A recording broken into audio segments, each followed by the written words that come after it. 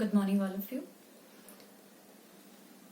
We had started with chapter 1 of geography in your previous class. We will continue with the chapter today, but just a short recapitulation what we had studied in the previous lecture. We had begun with the map. What is a map? Followed by the scale. What do you mean by the scale of the map? Then difference between small scale and large scale maps.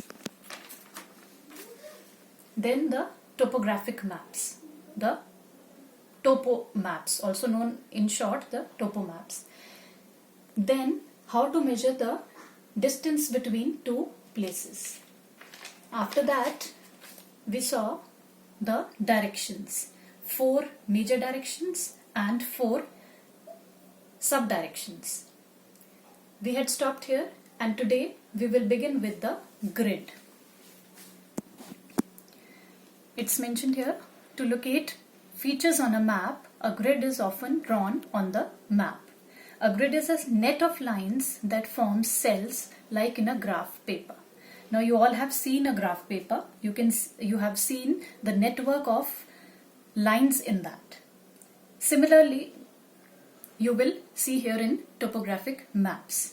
Now, first of all, the grid. A feature on the map can be located by knowing the cell in which it lies. So, any feature that you have to identify, that you have to find out, you can just know by knowing the number of that cell.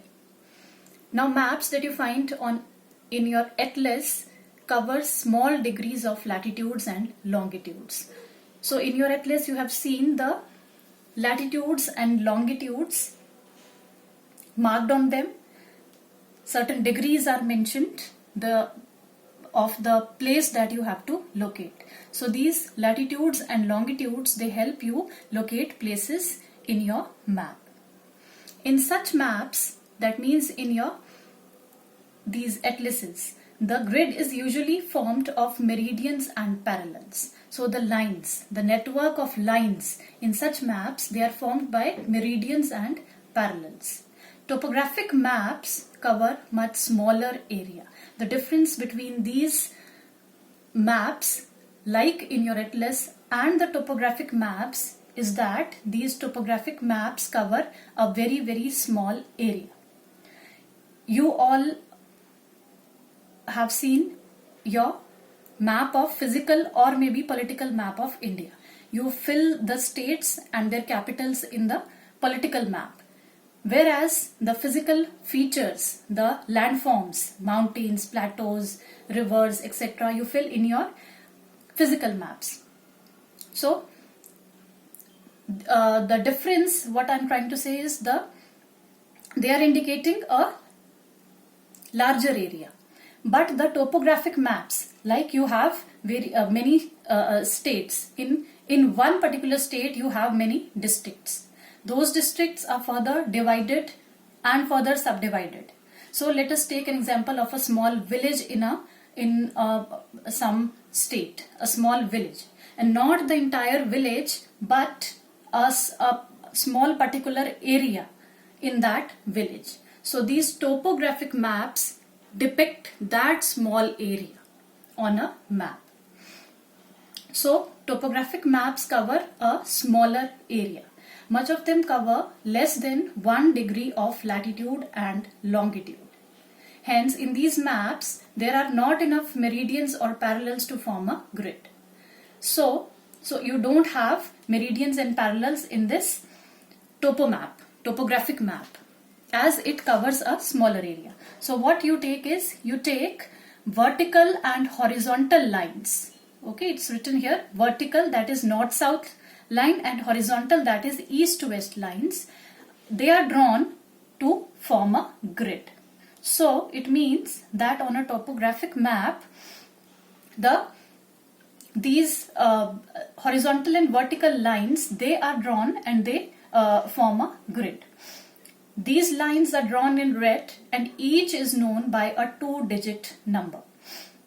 So these are drawn in red color. You cannot you will not see any other color for these lines. You can see the map here on the next page. This is your topographic map and these are the network of lines, net of lines. These lines are forming the grid.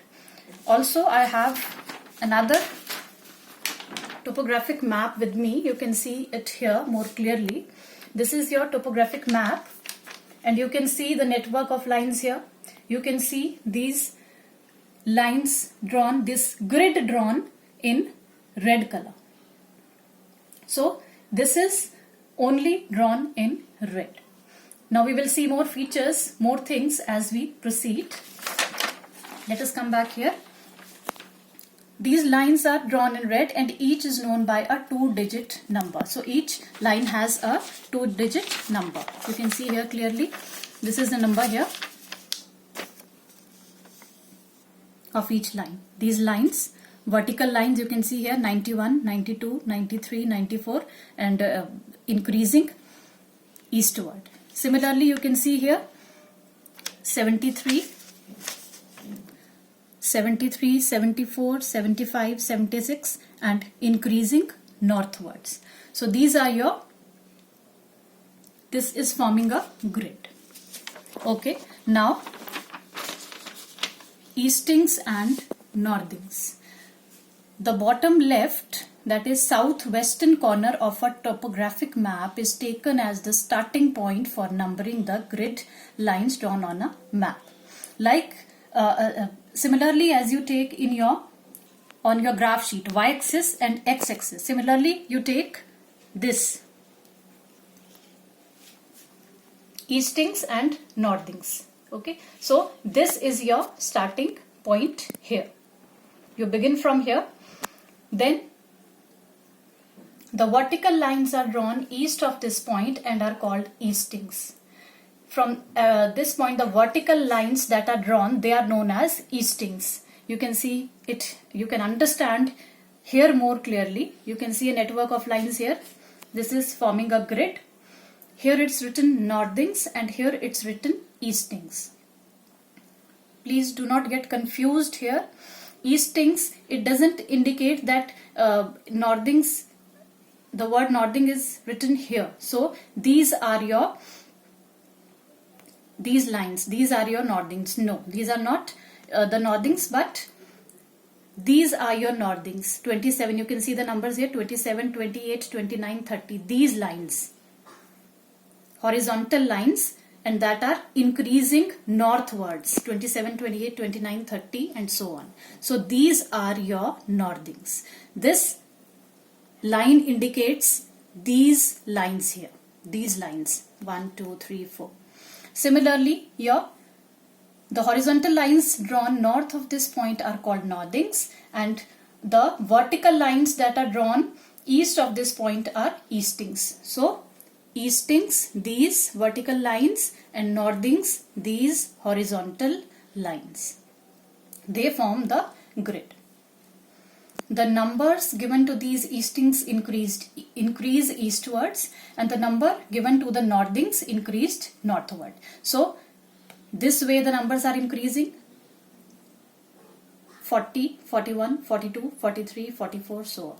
And 27, 28, 29, 30 and so on. So the numbers, the number of the northings increase northwards, whereas the number of eastings increase eastwards. This is the topo map here.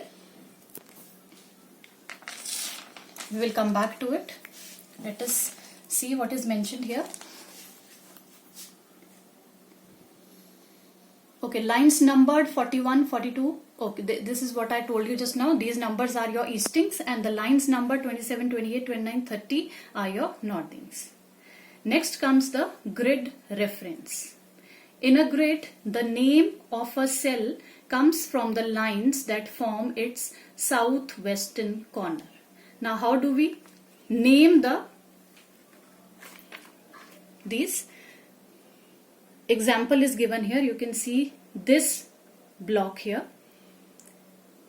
some particular feature here. So how we'll find out the number of that feature. Suppose a tree is drawn here. So the number will be First of all, we will take the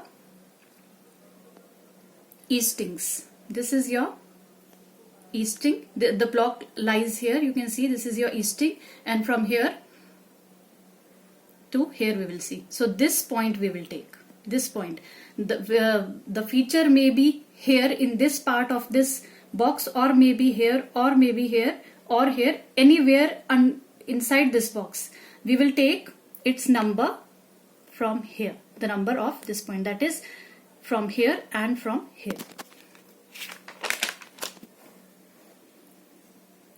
Okay, it consists of 4 digits and is the 4-figure grid reference of all the features shown within the cell. So this number is the 4-figure grid reference. This is known as 4-figure grid reference because it has 4 digits. For example, see here, 41 and then 28. So 4128, 4-figure grid reference. For example, in figure, again the same thing they are explaining here. For example, in figure 1.7, the lines numbered 41 and 28 form the southwestern corner of the cell X. You can work out the 4-figure grid reference of this cell or any other feature in the cell, say the trees or the houses, etc. Give the number of eastings forming the left side of the cell. It is 41. So I have explained you this thing here. The number of this corner is, this is 41, and from here it is 28. So 4128 will be the grid reference of any feature that lies within this box.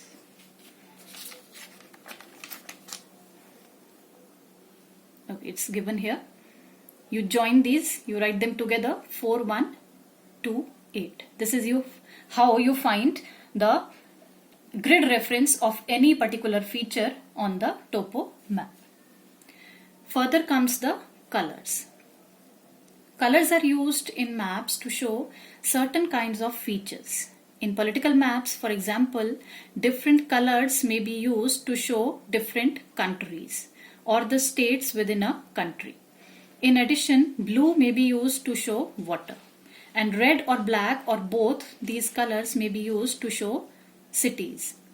So you use various colors to depict various features in political maps. Blue is used for water bodies, and then they have mentioned red or black or maybe both for cities, and various other colors for other different features. In physical maps, shading is often used to show variations in height of land. As you move higher, so you have different shades for that. When a single color is used for this, a darker shade indicates greater height. So when you are using a darker shade, it will indicate greater height. As in multicolor maps, shades of different colors are used to show height variations in different landforms. Usually shades of green indicate lowlands or plains. So green color in your physical maps, it indicates your lowlands or plain areas. Highlands are shown in shades of brown. Highlands are your mountains. They are shown in shades of brown. So they are in brown, depicted in brown color. Darker browns and purples are often used to show greater heights. Very, very high mountains, they are shown with dark brown or also purple color. Water bodies are shown in blue with darker shades showing greater depths. So blue color for water bodies and darker shade of blue for greater depth, means the water bodies that are very, very deep. White may be used to show snow-capped mountains or regions. So white for areas of snowfall. In topography, now comes the topographic maps. What all colors are used or are associated with topographic maps. every kind of feature is shown in a particular color. Grid lines and their numbers are shown in red. You can see here these grid lines, they are in red color. These vertical and horizontal lines, they are in red color. Also their numbering is in red. So they are the numbers are not written with any other color, not even black.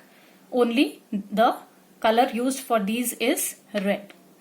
Then red is also used to show different types of roads and buildings. So roads and buildings, suppose you can see here this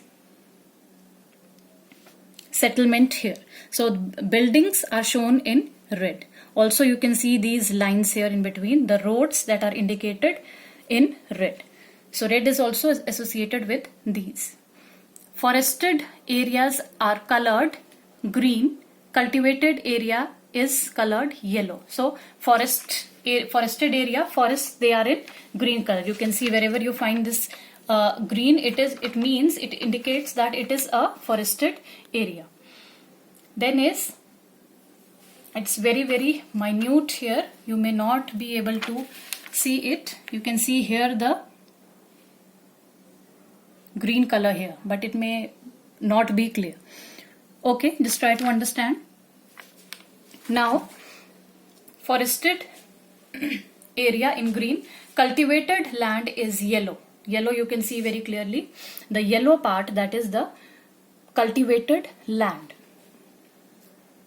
And uncultivated land is left white. In between you can see white color. This is all yellow here, this is yellow here, and this is white here. So this is uncultivated land. Yellow for cultivated land and white for uncultivated land. Then water bodies and wells that contain water are shown in blue. So water bodies in blue, and the wells that are having water, they are shown in blue, and the wells that are dry, that are not having water, they are shown in black. All writing except grid numbers is also in black.